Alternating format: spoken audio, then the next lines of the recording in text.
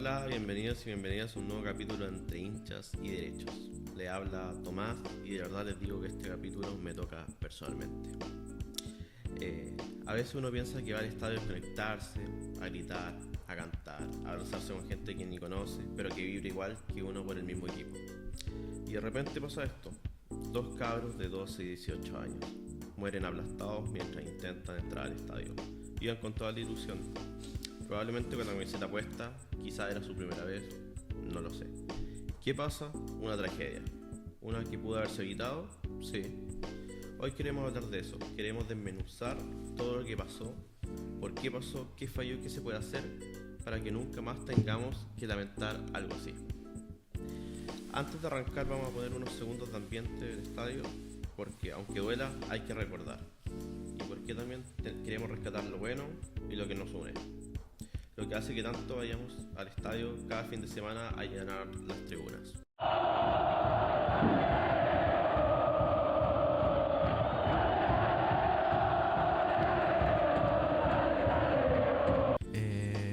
Sí, igual fuerte toda esta noticia. Y antes de empezar a contarla, yo creo igual les voy a contar algo.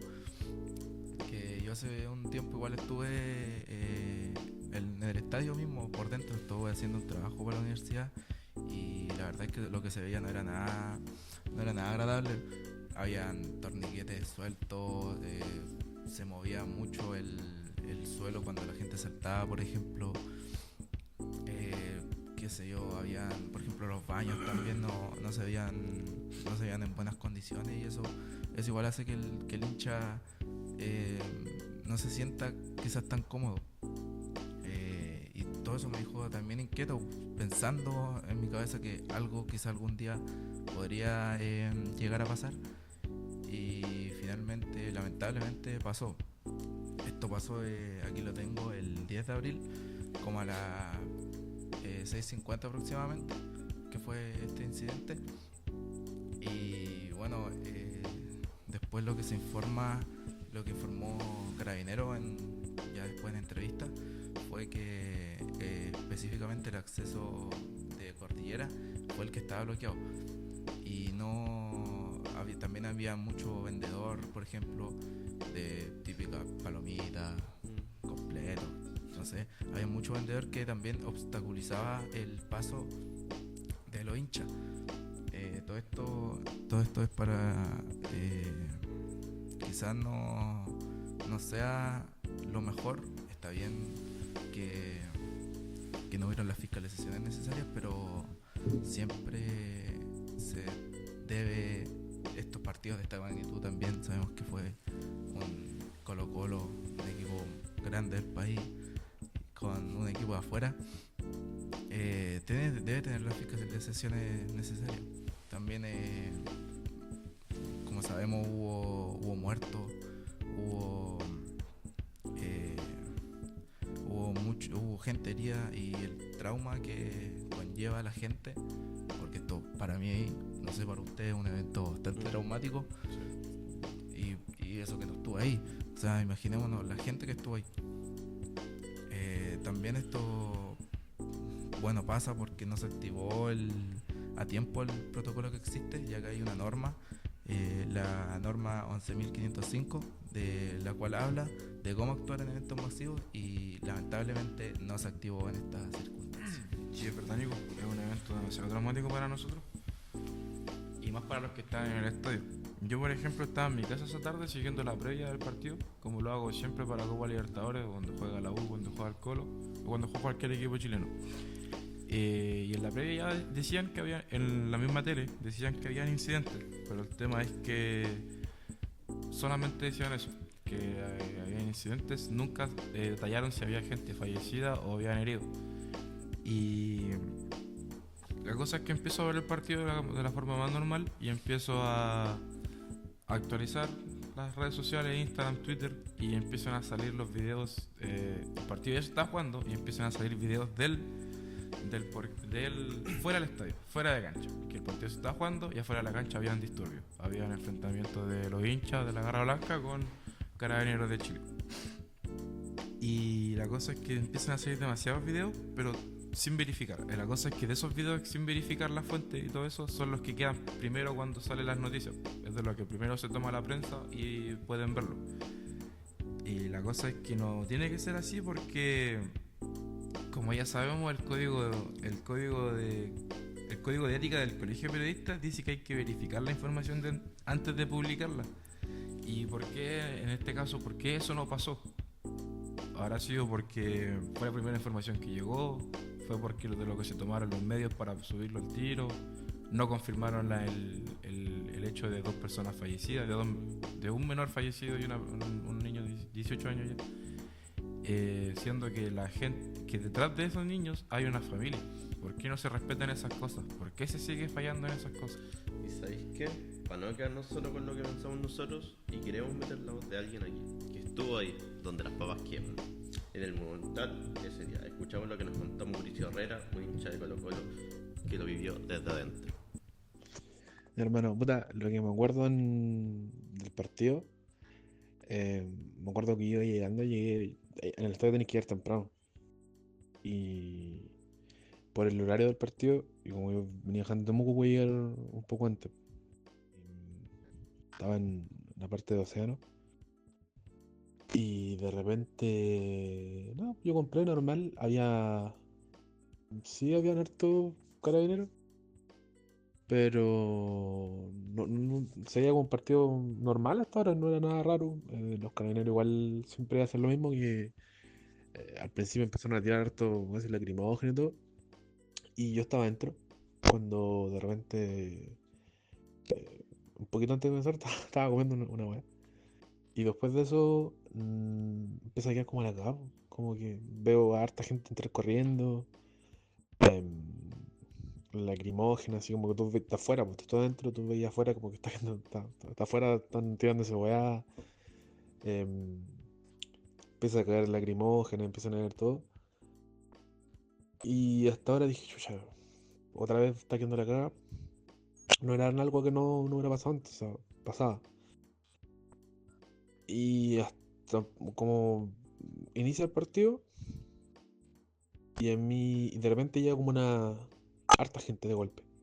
Igual dije, normal, el partido a las 6, no, no, nada raro.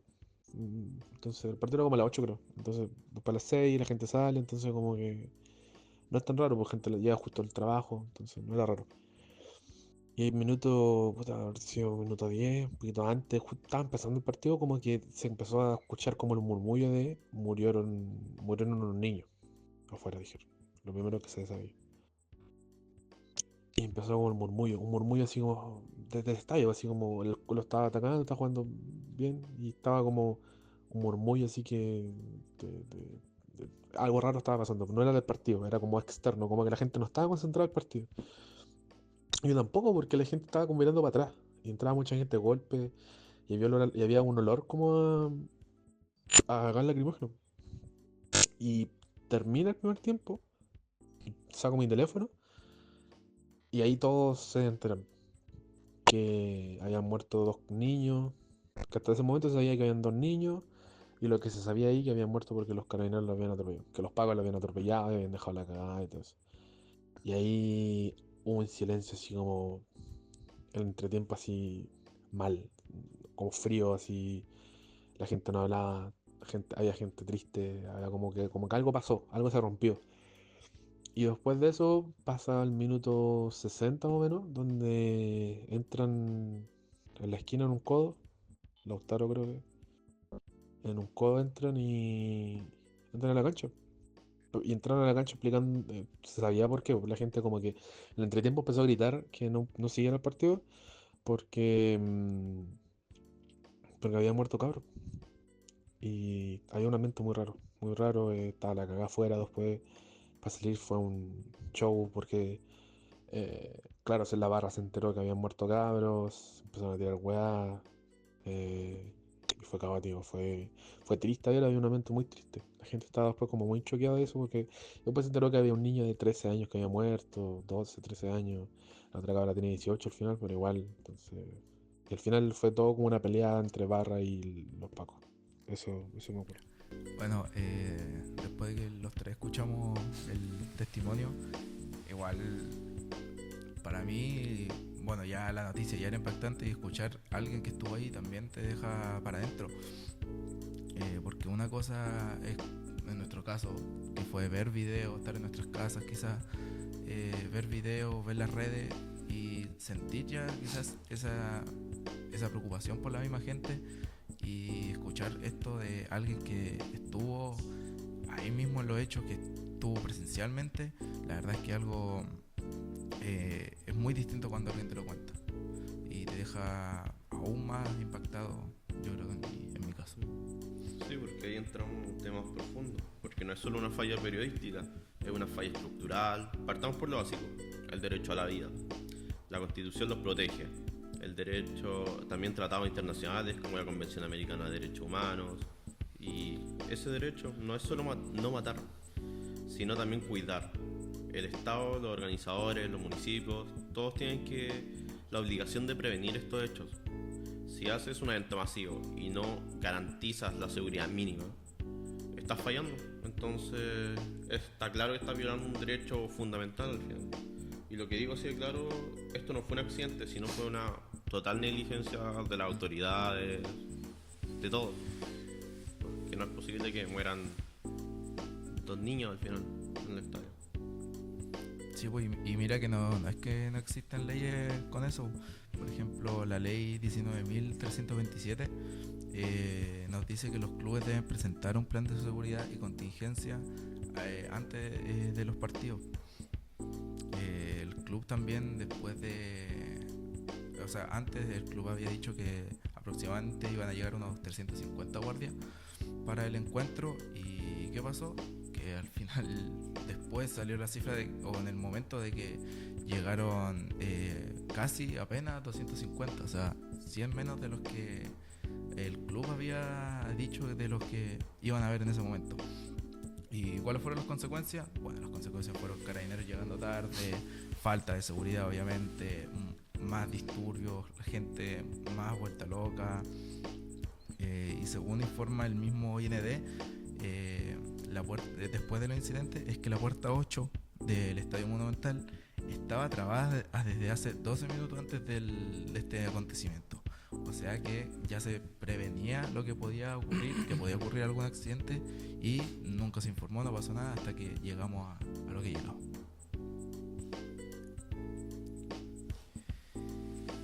Bueno, después de unos 2 días de haber ocurrido el accidente, 1 o 2 días, la verdad fue muy rápido, empieza a viralizar un video en redes sociales de una supuesta madre de los niños.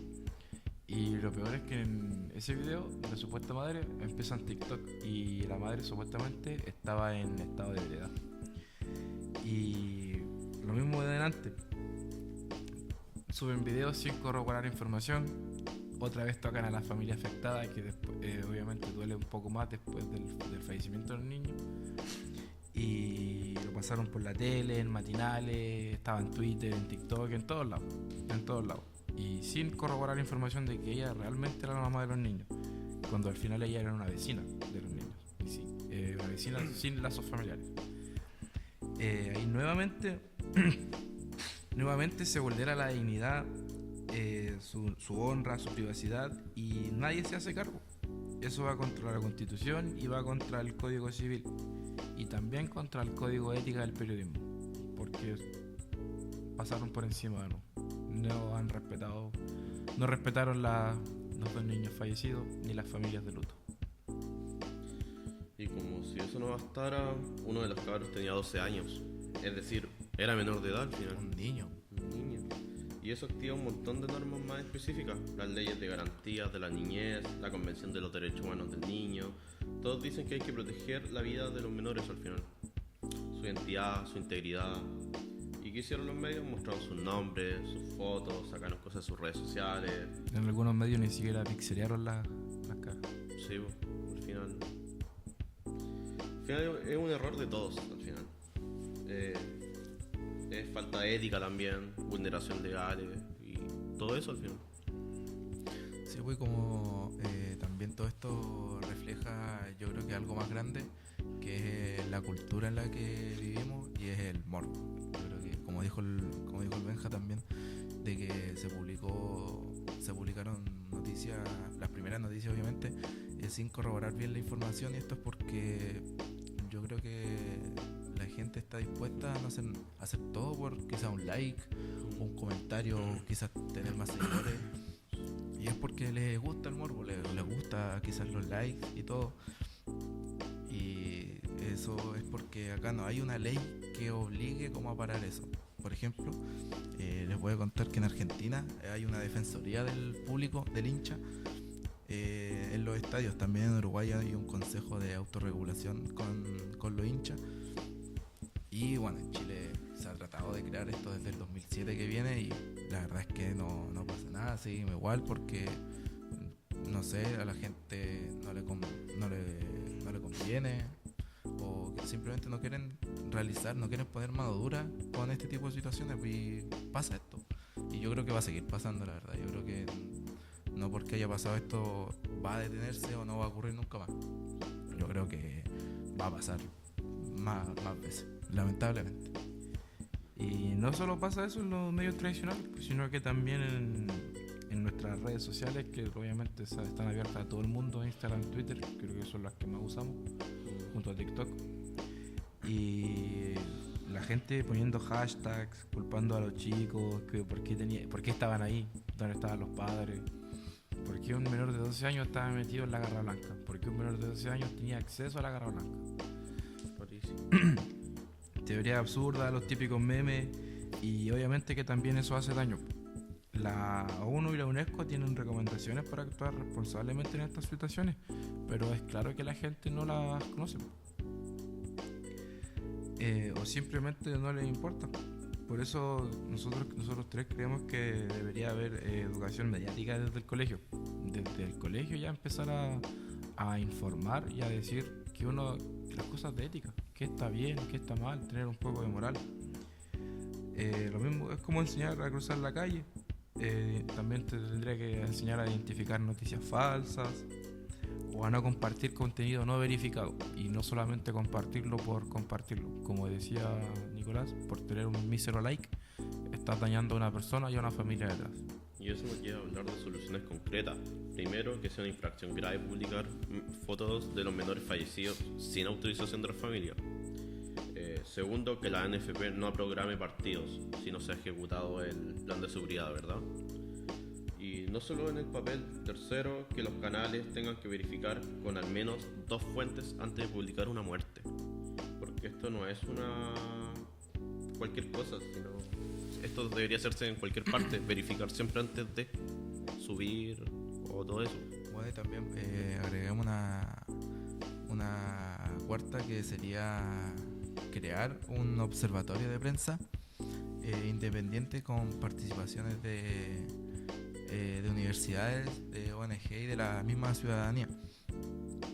También se necesita que la SEC pueda fiscalizar, o sea, igual la infraestructura debería haberse fiscalizado, como por ejemplo después salieron noticias de que las alarmas de emergencias que deben ser emitidas en el estadio nunca se prendieron, nunca llamaron como la atención de la gente. Entonces debería haber una fiscalización a la infraestructura antes de partidos, por lo menos de esta magnitud, yo creo. O sea, era un partido internacional, iba a venir gente de afuera, se sabía que el estadio va a estar lleno, es Colo-Colo, entonces se debería hacer una buena fiscalización. Aparte también lo de los guardias, o sea, 100 guardias menos, un montón también.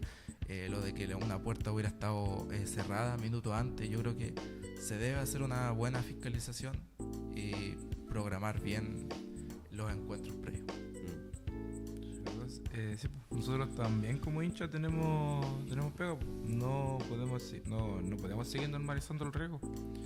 Por ejemplo, esto pasó en el Monumental y salió en las noticias porque porque 2 niños fallecieron.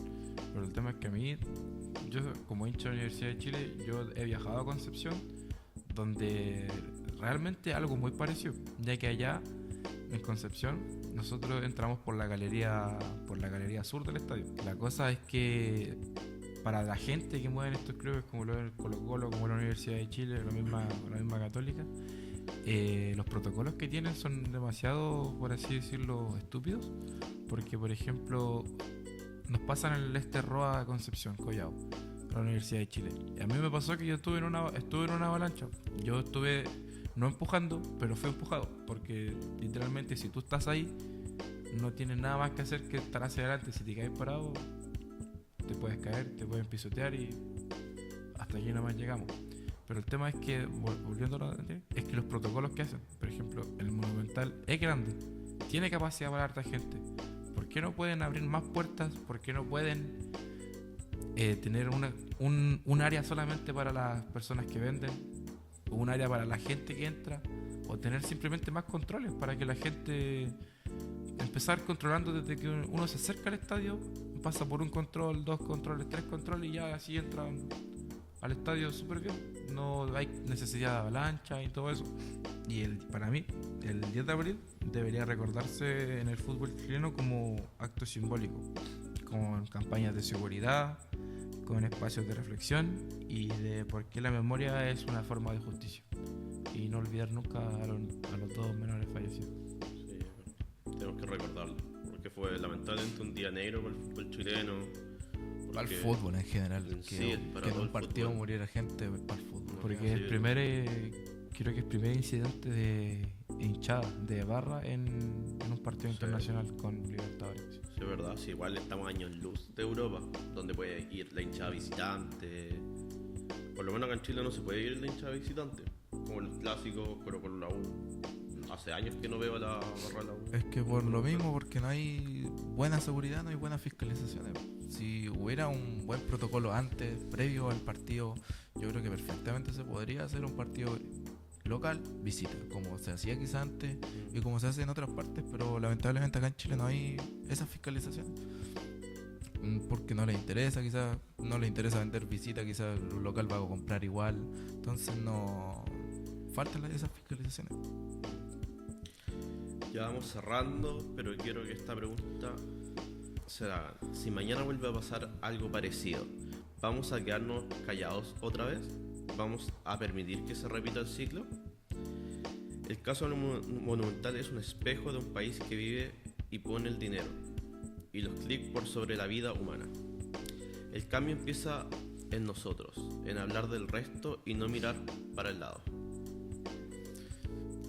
Yo también los voy a invitar a que busquen el código de ética del Colegio de Periodistas, que son solo 10 páginas. Simple, lo pueden leer, mejor que lo compartan también y se informen, porque cada vez que se cuenta mal una historia, como ocurrió al principio de este acontecimiento, el daño se va a agrandar. Entonces lean el código, lo que dice, son solo 10 páginas, lo comparten y hay que informarse. El cambio siempre va a empezar de nosotros.